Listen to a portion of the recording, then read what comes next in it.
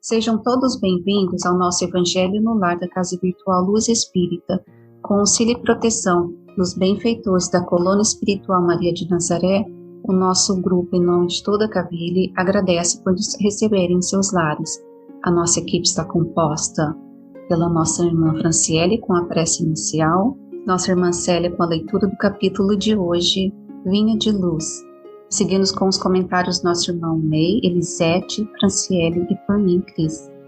Vamos emanar boas energias para levar luz e conforto aos nossos lares materiais e espirituais, bem como toda a espiritualidade protetora presente onde quer que se encontre, na harmonização dos lares e fluidificação das águas, lembrando que devem ser um recipiente exclusivo para cada pessoa ou animal, pois os remédios espirituais são colocados de acordo com a necessidade de cada um.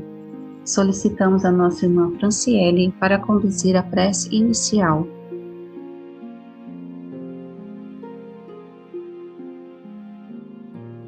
Meu amado Mestre Jesus, grande é o seu poder em minha vida. Lhe peço que me ensine a te amar com toda a minha alma e que o amor ao próximo seja para todos nós a base essencial para o caminho da evolução. Nos ajude a ter sabedoria nas escolhas diárias, que tenhamos tempo suficiente para passar aprendendo os seus ensinamentos, que possamos alimentar nossa alma com esse estudo que todos nós vamos adquirir hoje. Obrigada, Senhor, que assim seja.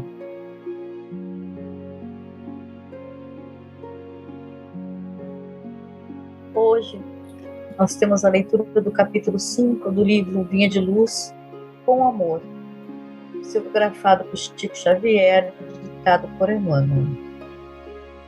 E sobre tudo isto, revestivos da caridade, que é o vínculo da perfeição. Carta de Paulo aos Colossenses, capítulo 3, 14. Todo discípulo do Evangelho precisará de coragem para atacar os serviços da redenção de si mesmo. Nenhum dispensará armaduras da fé, a fim de marchar com desassombro sobre tempestades.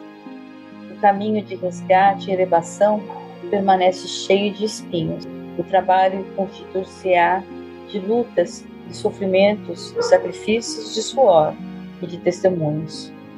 Toda a preparação é necessária no capítulo da resistência. Entretanto, sobretudo, isto é indispensável: revestir-se nossa alma de caridade, que é amor sublime. A nobreza de caráter, a confiança, a benevolência, a fé, a ciência, a penetração, os dons, as possibilidades são fios preciosos, mas o amor é o tear divino que os entrelaçará, tecendo a túnica da perfeição espiritual. A disciplina e a educação, a escola e a cultura, o esforço e a obra são flores e frutos na árvore da vida. Todavia, o amor é a raiz eterna. Mas como amaremos no serviço diário? Renovemo-nos no Espírito do Senhor e compreendamos os nossos semelhantes. Auxiliemos em silêncio, entendendo a situação de cada um, temperando a bondade com a energia, a fraternidade com a justiça. Ouçamos sugestão do amor. A cada passo, na senda evolutiva, quem ama compreende. Quem compreende trabalha pelo mundo melhor. Revestir a nossa alma de caridade, que nos protegerá do desânimo. É isso que os textos estão nos dizendo. Primeiro, sendo caridosos conosco mesmo. Primeiro, a caridade, nós temos que aprender a ter caridade conosco. O trabalho é difícil e temos que entender que mesmo sendo trabalhadores, estando trabalhando, não somos perfeitos. Somos apenas trabalhadores na senda do Cristo.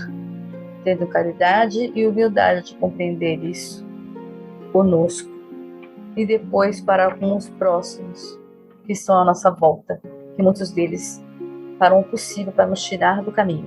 Às vezes familiares, amigos, pessoas de trabalho, pessoas que dizem que nos amam, porque acham que o nosso caminho não é correto.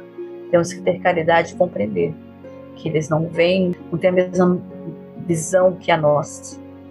Caridade com os espíritos que estão desencarnados em volta de nós, também tenta nos perturbar. Tudo isso nós temos que ter caridade, porque Jesus nos ensinou e nos deu de exemplo, como é o nosso mestre e guia, que o amor é a melhor ferramenta de trabalho. Ele nunca nos ensinou ou nunca nos disse ou instruiu que nós teríamos um caminho fácil. Ele sempre disse: pegue a sua cruz e me siga. Uma cruz. Ele não disse outro instrumento. Um instrumento de tortura, uma cruz. Porque a nossa caminhada é dificultosa. Não quer dizer que nós temos que sofrer em lágrimas, em tormentos. Não, não é isso. É a forma como ele diz. Nós não teremos uma vida fácil. Nós não, porque somos cristãos, temos a vida, já estamos abençoados e garantidos lá em cima. Nós não estamos salvos apenas pela fé. Já estamos todos no caminho da luz, por definição, todos chegaremos lá. Agora, quando depende do passo de cada um. Eu quero completar isso com uma passagem de Paulo, uma das cartas mais bonitas, que ele fala do amor e da caridade. Necessidade da caridade, segundo Paulo. Ainda que eu falasse todas as línguas dos homens e as línguas dos próprios anjos, se eu não tiver caridade, serei como bronze que soa e um símbolo que titile.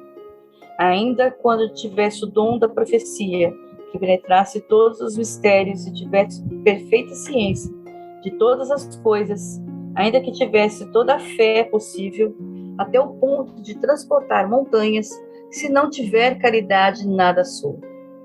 E quando houvesse distribuído os meus bens para alimentar os pobres e houvesse entregado meu corpo para ser queimado, se não tivesse caridade, tudo isso de nada me serviria. A caridade é paciente, é branda, é benfazeja. A caridade não é injubilosa, não é temerária, nem precipitada, não se enche de orgulho, não é desdenhosa, não cuida de seus interesses, não se agasta, não se azeda com coisa alguma, não suspeita mal, não se rejubila com a injustiça, mas se rejubila com a verdade, tudo suporta, tudo crê, tudo espera, tudo sofre. Agora, essas três virtudes, a fé, a esperança e a caridade, permanecem. Mas dentro delas, a mais excelente é a caridade. E como Emmanuel diz no texto, a caridade nada mais é que o amor eterno e sublime. Muita gratidão a todos.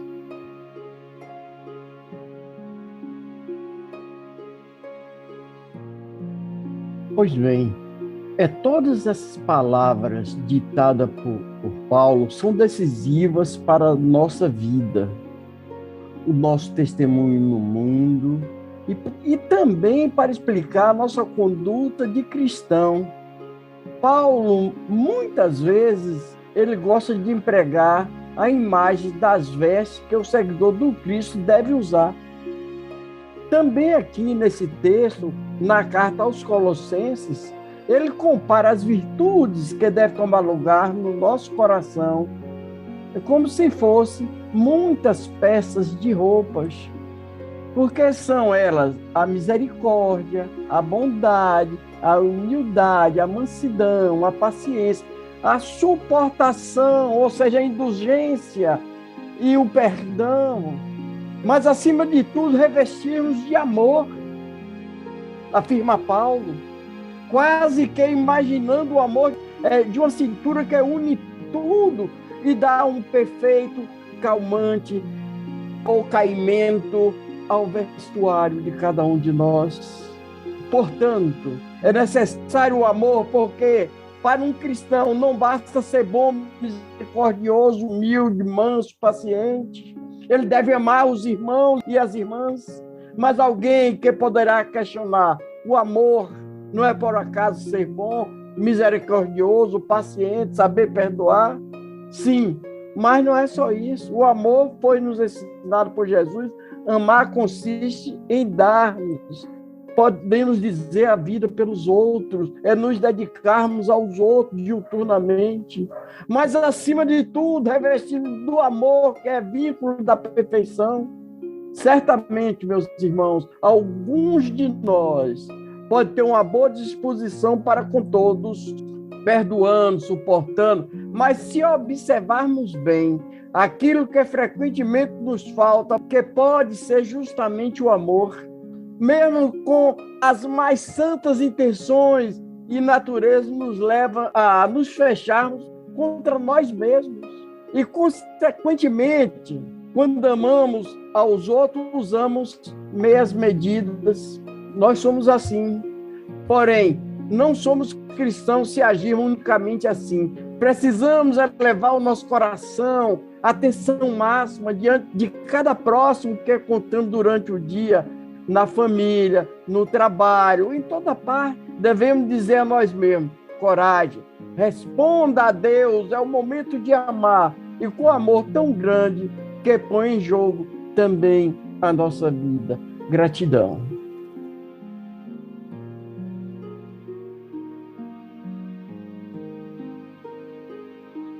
Estamos nesse mundo de provas e expiações, de aprendizado, e o amor é uma lição indispensável em nossa vida. Trabalhar por amor, nos doar pelo amor, podemos muito mais. Devemos sempre ter em mente a nossa importância neste plano, que não estamos aqui somente para viver uma rotina sem sentido. Nós estamos aqui para servir ao nosso Pai, estamos aqui para trabalhar na caridade, no auxílio ao irmão necessitado. Tem muita coisa a fazer para nós ficarmos tranquilos e dizer que o dever está cumprido. Vestir a armadura da fé. Como diz ali no texto, o trabalho constitui-se de lutas, de sofrimentos, de sacrifícios, de suor, de testemunhos. Toda a preparação é necessária no caminho da resistência. Entretanto, sobre tudo isso é indispensável revestir-se nossa alma de caridade, que é o amor sublime.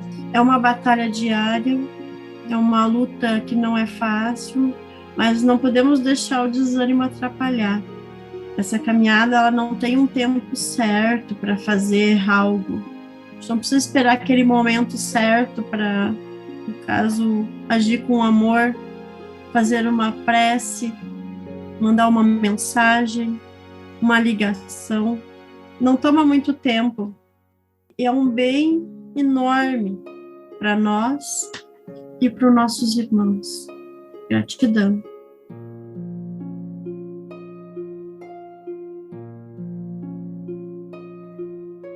O amor é a mais pura energia, é a lei maior que rege a vida. Ele nos transforma, age em silêncio, trabalha constantemente para garantir a harmonia. Nada supera sua potência e nem a sua ação. E tudo isso sem exibição. Um dos ensinamentos de Jesus é amar ao próximo como a si mesmo. Porém, isso é tão fácil de ser repetido e ainda está um tanto distante de ser vivido. E Jesus nos dá esse conselho sem exigir nenhuma condição, simplesmente orienta que amemos mais. Por isso, é importante deixarmos de lado o nosso egoísmo.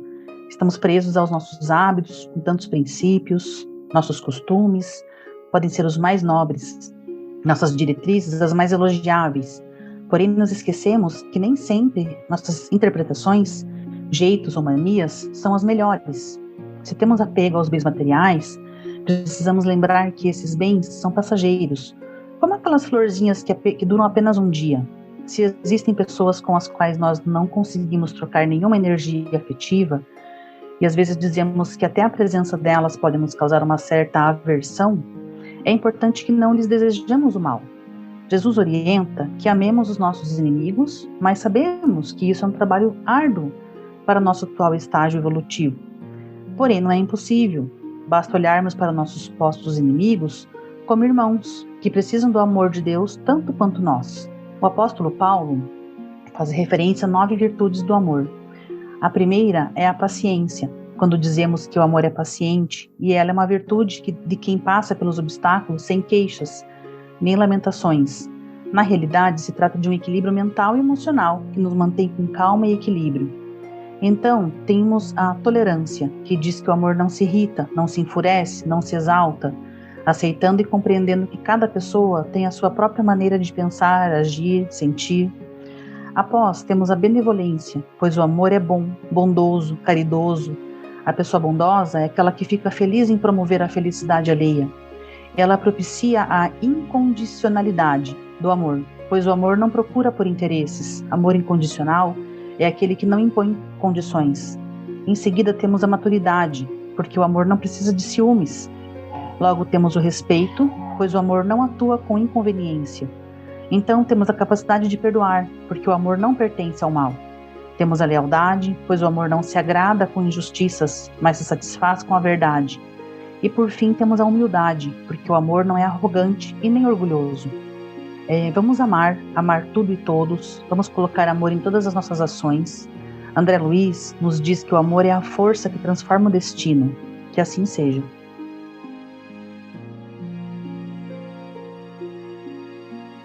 Como todos bem explanaram, o amor é essencial para servir com Jesus. Esse amor, como Paulo nos descreve, a nossa jornada é árdua, mas precisamos, com pequenos passos, se doar a essa essência crística para vivenciar esse amor fraternal. Com os entendimentos tão bem explanados por nossos irmãos, vamos procurar interiorizar o que nos foi apresentado, refletindo intimamente por alguns instantes.